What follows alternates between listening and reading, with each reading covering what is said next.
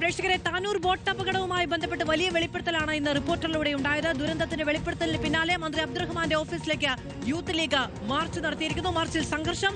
വിവരങ്ങളുമായി സോണൽ കൃഷ്ണ ചേരുകയാണ്. സോണൽ, വലിയ പ്രതിഷേധമാണോ? മാധു, അല്പസമയം മുമ്പാണ് മന്ത്രി വി അബ്ദുറഹ്മാന്റെ ഓഫീസിലേക്ക് യൂത്ത് ലീഗിന്റെ നേതൃത്വത്തിൽ മാർച്ച് വന്നത്. ഇപ്പോൾ മാർച്ച് അവസാനിപ്പിച്ചിട്ടുണ്ട്. പ്രവർത്തകരെല്ലാം തന്നെ ഇവിടെയുണ്ട്. വലിയ ആരോപണങ്ങളാണ് ഉന്നയിക്കപ്പെടുന്നത് അല്ലേ? ആരോപണങ്ങൾ എന്ന് പറഞ്ഞാൽ ഇത് നേരത്തെ താനൂരിലെ ജനങ്ങളും അതുപോലെ തന്നെ താനൂരിലെ യൂത്ത് ലീഗും മുസ്ലിം ലീഗ് അടക്കം ആരോപിച്ച ആരോപണം തന്നെയാണ്. പക്ഷേ അത് കൃത്യമായി തെളിവോടുകൂടി കേരളത്തിലെ ഒരു പ്രമുഖ ചാനൽ, റിപ്പോർട്ടർ ചാനൽ പുറത്തു കൊടുന്നു എന്നുള്ളതാണ്. ഈ യാഥാർത്ഥ്യം താനൂർക്കാർക്ക് മുൻപേ മനസ്സിലായതാണ്. മാത്രമല്ല, ഇതിലെ ഉദ്യോഗസ്ഥ തലത്തിലുള്ള ആളുകൾക്കും ഇതിൽ വ്യക്തമായി ഇദ്ദേഹത്തിൻ്റെ കൃത്യമായി ഇയാൾക്ക് ഈ മന്ത്രി മാത്രമല്ല തുറമുഖ വകുപ്പ് മന്ത്രിക്കും ഇതിൽ പങ്കുണ്ടെന്നുള്ളതാണ്.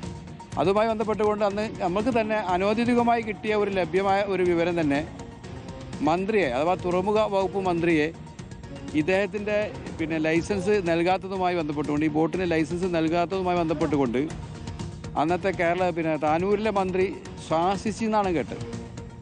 കാരണം 2.5 വർഷത്തെ ഒരു മന്ത്രിയാണല്ലോ. അപ്പോൾ അദ്ദേഹത്തെ എന്ത് ചെയ്തു?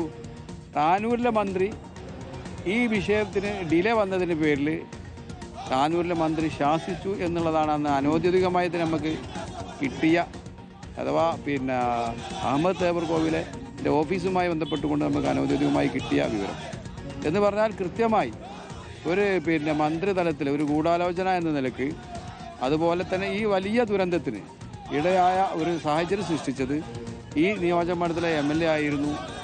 അദ്ദേഹം ബഹുമാനപ്പെട്ട മന്ത്രിയായിരുന്നു. നേരത്തെ തന്നെ അറിയാമായിരുന്ന കാര്യമായിരുന്നു. പക്ഷേ തെളിവുകളടക്കം പുറത്തു വന്ന സാഹചര്യത്തിൽ പ്രതിഷേധം ഉണ്ടാകേണ്ടതുണ്ട് എന്നാണ് ഈ പ്രതിഷേധക്കാരുടെ നിലപാട്.